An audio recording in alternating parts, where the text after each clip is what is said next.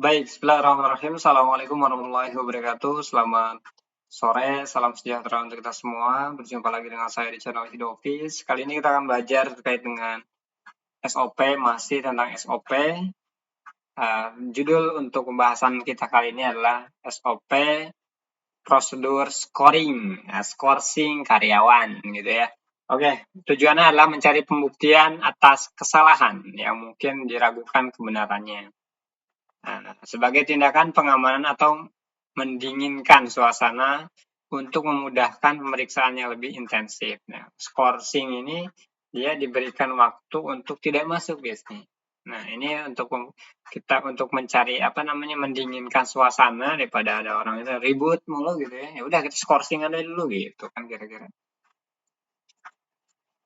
Scoring dikenakan bila mana karyawan melakukan kesalahan berat yang dapat mengakibatkan pemutusan hubungan kerja. Nah, jadi scoring ini dekat ya, satu langkah lagi untuk masuk ke ranah pemutusan hubungan kerja gitu ya.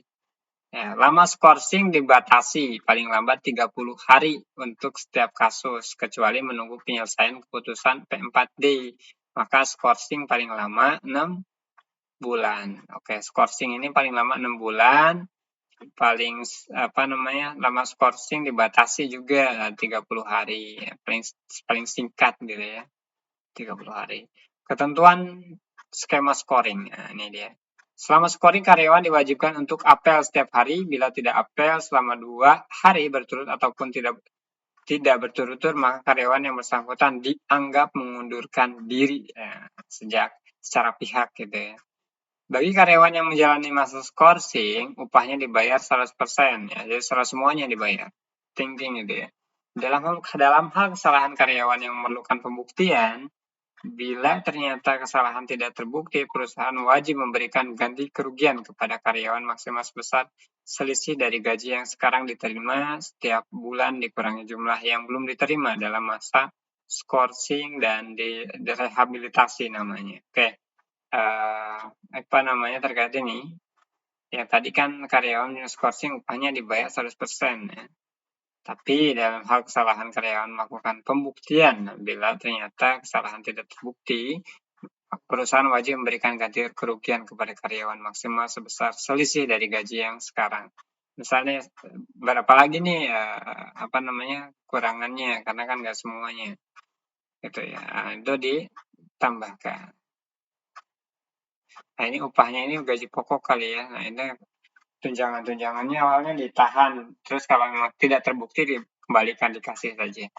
Selama scoring, karyawan tidak boleh memasuki lokasi kerja karyawan yang bersangkutan. Nah, jadi selama scoring ini karyawan itu hanya ikut apel saja atau absen saja gitu ya. Setelah itu pulang lagi deh. Tidak boleh masuk ke lokasi kerja karyawan yang bersangkutan. Nah, di sini ada penanggung jawab. Nah, siapa aja sih penanggung jawab? Tentunya HRD ya. HRD departemen bertanggung jawab memonitor kegiatan apel karyawan yang bersangkutan selama menjalani scoring dan menyelesaikan kasus karyawan sebaik-baiknya. Nah, itu dipantau lah tuh. Itu ya yang terkena scoring ini. Takutnya dia tidak hadir gitu dan seterusnya, bisa di PHK. Security bertanggung jawab mengawasi tingkah laku karyawan bersangkutan selama berada di lokasi perusahaan. Jadi si security juga harus mengawasi itu. Security bertanggung jawab melakukan pemeriksaan pembuatan berita acara kasus pelanggaran tindakan pidana ringan jika ada ya. Tindak pidana berat diserahkan ke polisi. Departemen yang bersangkutan bertanggung jawab memberikan data yang akurat ya, sehubungan dengan penyelesaian kasus yang bersangkutan. HRD bertanggung jawab memberikan pertimbangan, saran dan masukan sehubungan dengan penyelesaian kasus yang bersangkutan ini. Jadi HRD tugasnya adalah memberikan pertimbangan, saran dan masukan sehubungan dengan penyelesaian kasus yang didapatkan oleh karyawan.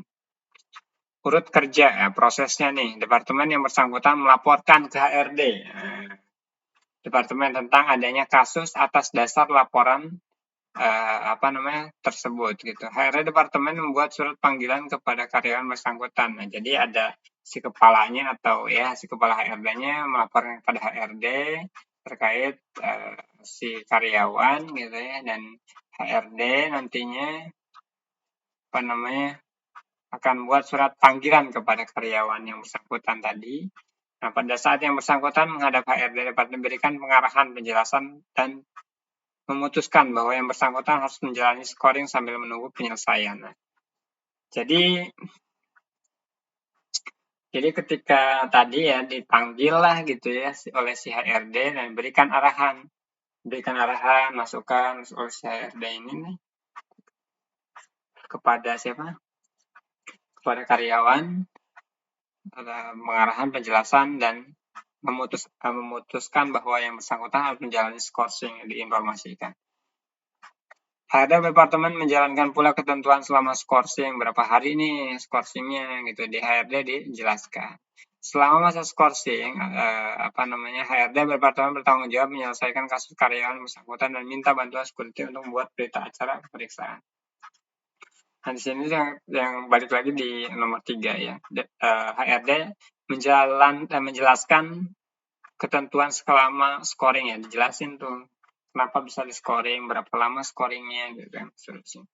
Nah, setelah kasus diputuskan, HRD departemen membuat pencabutan surat scoring bila yang bersangkutan dinyatakan boleh bekerja kembali.